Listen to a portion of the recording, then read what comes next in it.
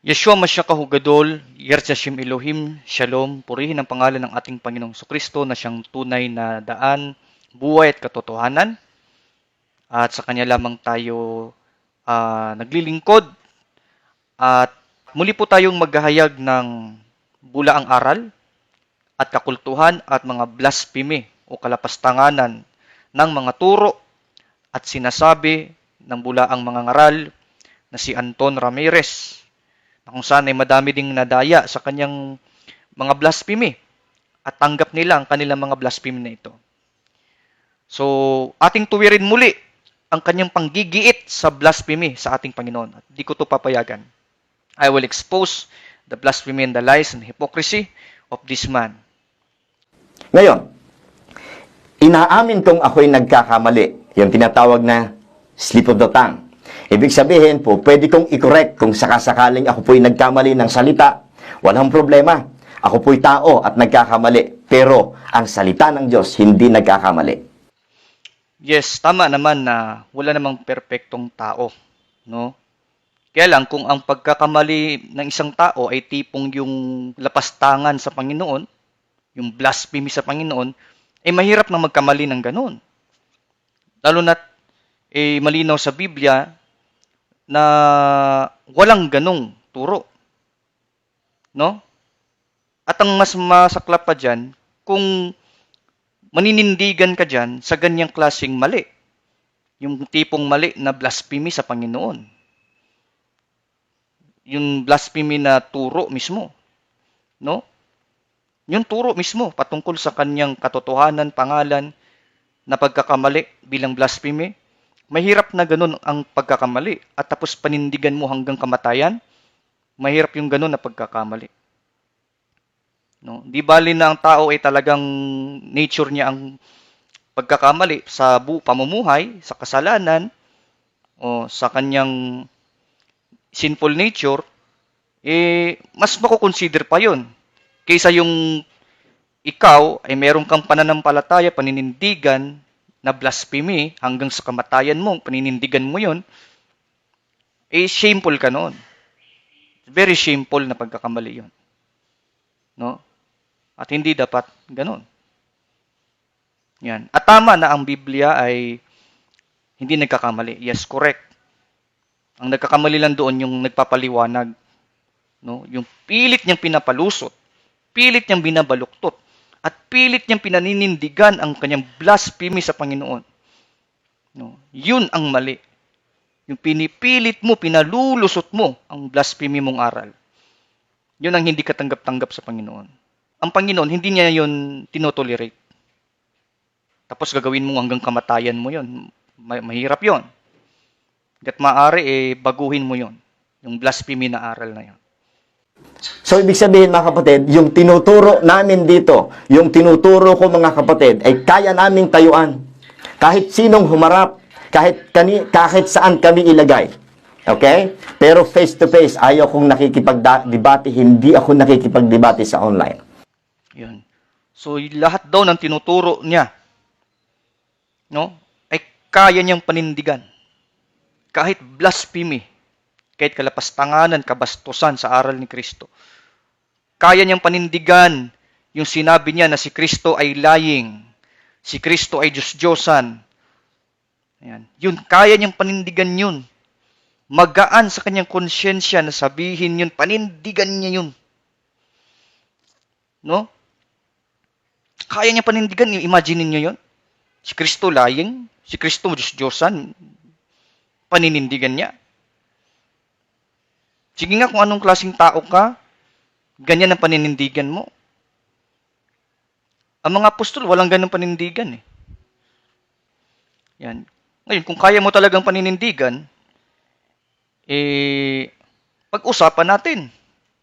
Kung magkita man tayo ng face-to-face, dahil gusto mo na face-to-face na debate, gawin nating live. Humaharap ako ng live. Public. Payag ako dyan. Basta wag ka lang manggulo. Kasi nababalitaan namin, nananapak daw yung mga kasama mo. Magalitin daw, mainit daw ang ulo. Pag ganun, Kawawa naman kayo kung ganun kayo. So, pwede nating pag-usapan, kaya lang sa maginoong paraan, maayos na paraan. Friendly, gentle. Walang pikunan, walang samaan ng loob. Pero naka-live, papayag ako. Kasi gagawin ko naman yun hindi para sa aking sarili, hindi para sa iyo, kundi para sa sa katotohanan, sa glory ng Panginoon, at para sa mga dapat makaunawa ng tama sa mga nanonood. Para sa kanila ang mensahe. Ngayon, kung blasphemy and error sa ating Panginoong Kristo, nasaan ang patunay na kapag naniwala ako na si Kristo ay pumunta sa impyerno at inako ang kasalanan ko at siya ay naghirap doon in my behalf, saan ang verse na blasphemy yun? Ang blasphemy doon, yung sinabi mo na si Kristo ay dapat maranasan ang second death. No? Yun ang sabi mo si Kristo maranasan ang second death. Blasphemy yun. Bakit? Sapagkat sa second death, no, ang mga pupunta sa second death ay yung mga wala sa talaan ng aklat ng buhay. Yun ang mga pupunta sa second death. At yung mga matatakutin, mga sinungaling, mga ngalunya, sila yung pupunta sa second death. Pinapalabas mo kasi dito, si Kristo ay kasama doon sa mga sinungaling. Sinabi mo pa, sinungaling siya, Diyos-Diyosan siya mismo, at pupunta sa impyerno. No? Yun yung blasphemy mo. Ang blasphemy doon, ba't mo sinabi yun? Masaklap doon, ba't mo pinaniniwalaan yun? Ang mas masaklap pa, ba't mo paninindigan yun? Yun ang blasphemy na gusto naming iabot sa'yo. Kung kaya ng konsyensya mong dakpin yun, at i-keep yung ganong paniniwala, shame on you na lang. Nawa, mabago ka. So, para sa kay Anton Ramirez, ang sabing si Kristo'y sinungaling ay hindi blasphemy. Na si Kristo ay Diyos-Diyosan, hindi blasphemy kay Anton Ramirez yun. Okay lang yun sa kanya. Walang problema sa kanya yun, guys.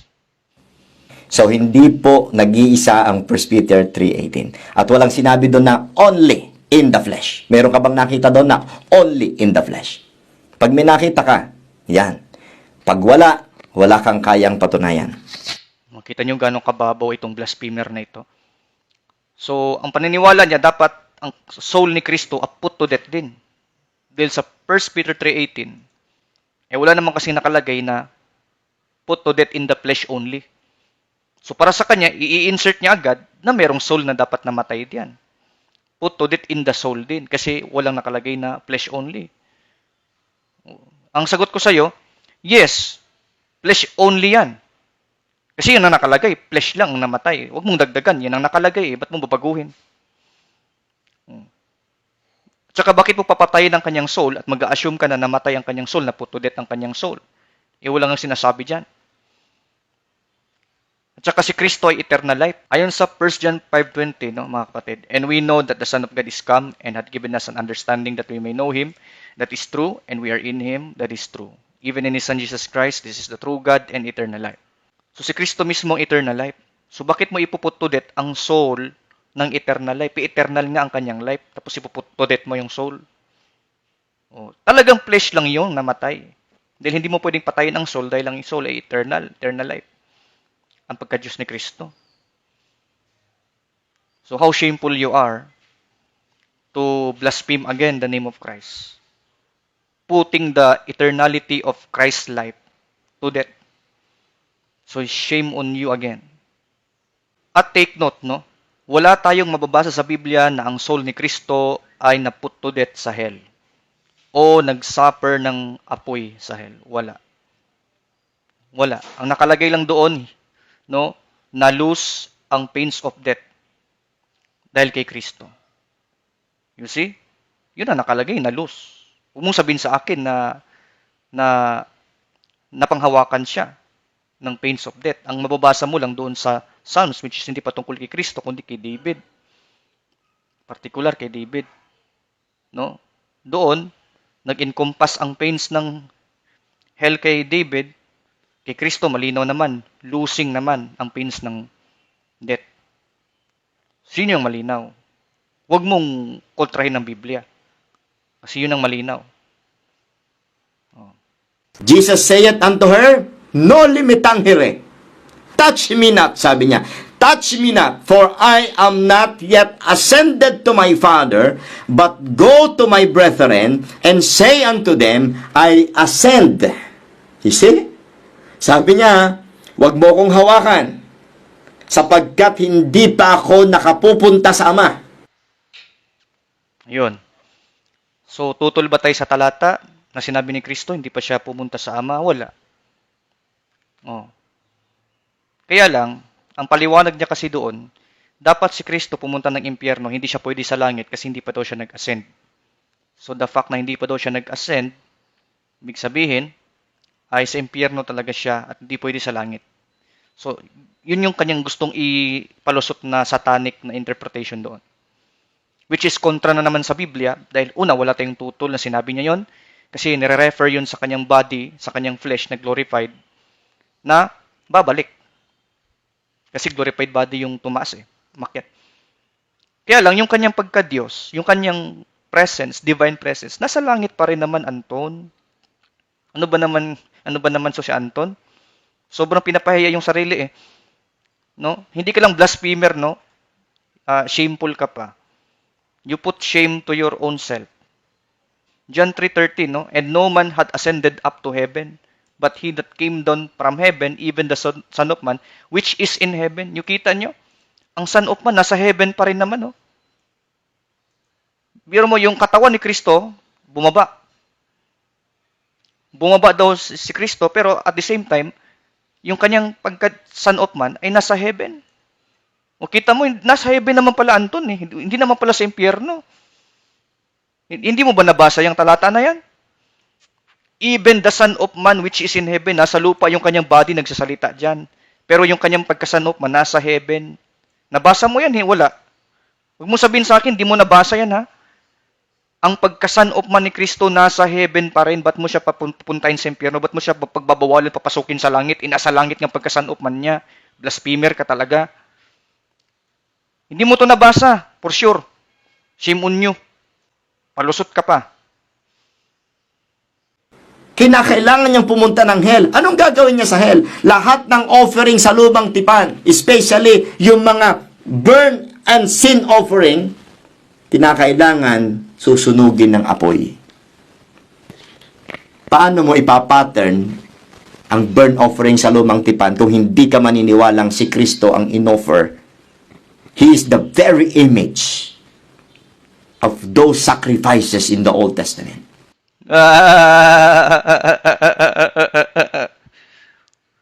Grabe. Hindi ko maisip to.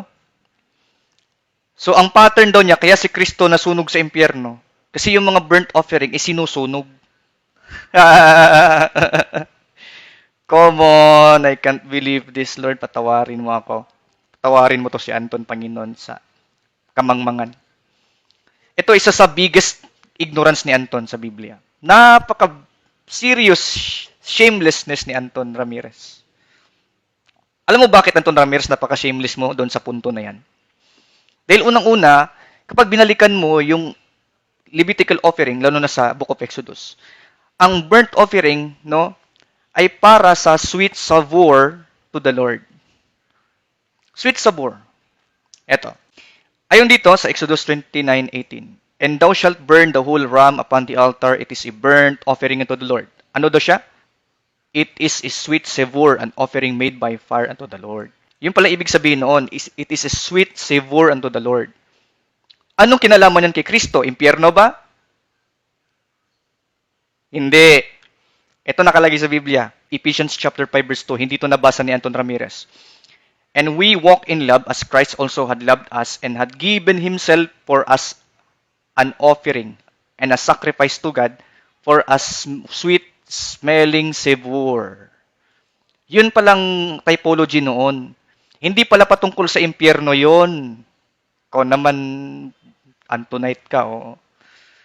Hindi patungkol yun sa impyerno, Mr. Blasphemer Anton Ramirez. Patungkol yun sa offering kay Kristo, na si Kristo, ay sweet sibur siya sa Diyos. Siya yung katanggap-tanggap na offering. Yun yung sinasabing sweet sibur. Tulad sa Exodus, it is a sweet sibur, yung offering na yun. Patungkol yun sa katanggap-tanggap na sibur, na sacrifice. Hindi yan patungkol sa hell. Sige, magpalusot ka pa, Anton Ramirez. Pahiyain mo pang sarili mo sa kamangmangan mo sa Biblia. Hindi mo binabasa yung mga talata sa Biblia, ha? Huli ka ngayon. Sige, magpalusot ka pa. Basahin mo sa akin sa Biblia na ang sweet sibor na offering ay patungkol sa impyerno. Sige. Pag nagkita tayo, yan ang hanapin ko sa yung talata. Saan mababasa na ang burnt offering, sweet sibor, ay patungkol sa impyerno sa New Testament? Pag wala kang mabasa, no, mapapahiya ka sa live. Kaya huwag ka nang magpakita sa akin, huwag tayong mag-cross ng landas. Kasi didebatihin talaga kita, hindi para magmayabang, para i-confront kita ng walang apology kung paanong kinonfronta ni Paul si Peter dahil sa mali ni Peter. Okay? Puri ng Panginoon. Psalms 116 verse 3. Look at this. The sorrow of death compassed me, and the pains of hell got hold upon me. And I found trouble and sorrow. So kita nyo ang cross-reference? Hindi niya kinompare ng maigi. Hindi niya kinompare ng maigi yung Psalms 116 verse 3 at ang kay Kristo. So let's go to the case, no? Actually, there's no problem between the two verses sa Acts and sa Psalms. Ang sadyang problema lang dito si Anton, blasphemer kasi. Ganun talaga pag blasphemer, shameless, shameful, walang pagmamahal sa pangalan ni Kristo. Pambabastos lang.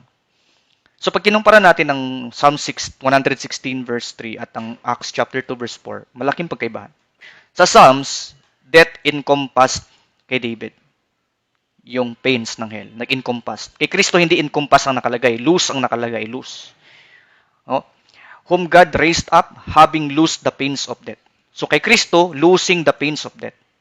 Never si Kristo tinabla ng pain, siya ang nag-loose. Siya ang tagapagkalag. Siya ang tagapagkalag. Si David, hindi tagapagkalag si David kasi hindi naman binuhay muli si David. Kasi dito, binuhay muli eh. Who God raised up. Hindi nabasa ni Anton to. Hindi niya binasa. Raised up, kaya si Kristo tagapag-loose ng death. No? Siya tagapag-loose kasi nakahula sa kanya ang ma-resurrect. Si David hindi naman na-resurrect eh. Hindi naman siya nakahula for resurrection. Ha? Kundi nag-encompass yung pain sa kanya. Iba sa kanya nag-encompass. Hindi resurrection patungkol sa resurrection to. Ha? Kay David, si Kristo ang sa resurrection na nag-loose ng pains of death. Magkaiba sila. Ang layo oh. Ha? Ikaw naman, no? Sobra ka naman mamblaspheme sa salita na mismo ng Diyos. Hindi ka lang nagbablaspheme sa pangalan ni Christ. Binablaspheme mo pa yung mga salita ng Diyos. Hindi mo binabasa ng maigi. Mali-mali pa ang comparison mo. Sige pa. Dagdagan mo pa ang kasinungalingan mo. Dagdagan mo pang kahihiyan mo. Dagdagan mo pa ang mga blasphemy mo. No? Sana mapatawad ka ng Panginoon. At sa pamamagitan ng pagtutuwid na ito, ay marami sa mga tagapakinig sa'yo na madidisappoint sa kasinungalingan mo. And they will learn to read their own Bible and ask guidance from the Holy Spirit instead of listening to all of your blasphemies. Yung suffer dyan ay grant. Allow. Hindi mo pinayagan na ang iyong banal na isa ay makakita ng kabulukan, corruption. Yung corruption dyan ay tumutukoy sa kanyang flesh. Ha? Hindi sa soul, ha? Okay, so na-misinterpret niya yung sinabi ko na Christ will not suffer. I'm not talking about suffering. I did not say suffering. I am referring to the Old English, archaic Old English, na yung salitang suffer means to deliver, to give, to commit, no? To allow. Hindi siya mag-a-allow ng corruption. Hindi niya i-commit ang kanyang sarili sa corruption. Yun yung tinutukoy ko. Hindi ko sinabi na suffering. Hindi suffering sinasabi ko. Ang sabi ko, no, suffer. Hindi siya magsasuffer. Means hindi siya mag-commit ng kanyang sarili or mag-aalaw ng kanyang sarili sa corruption. Hindi niya i-aalaw ang kanyang self sa corruption. Alam ko yan. Huwag mong turuan. Nagawa mo pang misinterpret eh. So sabi niya, yung corruption daw doon ay tumutukoy sa kanyang flesh. Wala naman ting tutol eh. Tutol ba kami na yung corruption doon ay tumutukoy sa flesh? Wala. Tama naman, totoo naman eh. Kaya lang, yung sinasabi doon na neither shall see corruption, ang tinutukoy doon, yung kabaliktaran ng eternal life, corruption din yun eh. Yung kapag kapahamak sa impyerno, makukonsider din yun as corruption. Kasi kabaliktaran ng eternal life, corruption. Hindi daw siya pwedeng maka-experience ng corruption o yung kabaliktaran ng eternal life o kapahamakan. Ito nakalagay sa Galatians chapter 6 verse 8. For he that soweth to his flesh shall of the flesh reap corruption, but he that soweth to the Spirit shall of the Spirit reap life everlasting. So, sinasabi din sa Biblia na ang kabaliktaran ng eternal life, corruption. Yung pagkawalang eternal life, corruption yun. Sila na mga nagtatanim sa kanilang mga laman, corruption ang anaanihin, hindi eternal life. Pwede ang kabaliktaran ng eternal life, corruption. Hindi daw pwede makakita si Kristo ng corruption o kabaliktaran ng eternal life o walang salvation. Hindi daw pwede si Kristo sa corruption. Malinaw naman, Mr. Anton. Magbasa-basa ka kasi ng talata. Lahatin mo kasi. Hindi naman kami tumututol sa sinasabi doon eh. Ikaw lang medyo kulang yung aral mo. Lahat ng sinabi kong kabulaanan, pananagutan ko. Handa ako doon. Okay. Alright. Lahat ng sinabi mong kabastusan sa Panginoon, na siya'y sinungaling, siya'y Diyos-Diyosan, no? At sinunog siya sa impyerno dahil doon sa burnt offering na mali-mali naman paliwanag mo, no? At sinatablan ng apoy sa impyerno kahit siya'y tagapagkalag at eternal life siya. Lahat ng yun, paghandaan mo yun. Pag hindi ka magsisi sa kasinungalingan mo, paghandaan mo lahat ng kabastusan mo sa Panginoon. At kayong mga nakikinig kay Anton Ramirez na mga kapatid, mga Kristiyano dyan, no? Masyado niyong dinodiyos tong taong ito. Masyado niyong pinoprotektahan, kinocover ang kablaspimihan nitong taong ito. Ang kalapastanganan nitong taong to, masyado niyong pinagtakpan, hindi kinagsasalita. Shame on you. Shame on you. No? Nananawagan ako sa inyo, mag-aral kayo ng inyong Biblia. Huwag kayong tumulad at sumang-ayon sa mga blasphemy ni Anton Ramirez. Kung tunay kang nagmamahal sa pangalan ni Kristo. Stop listening to all of the blasphemies of this false prophet. Christ is Lord. Stay away from liars.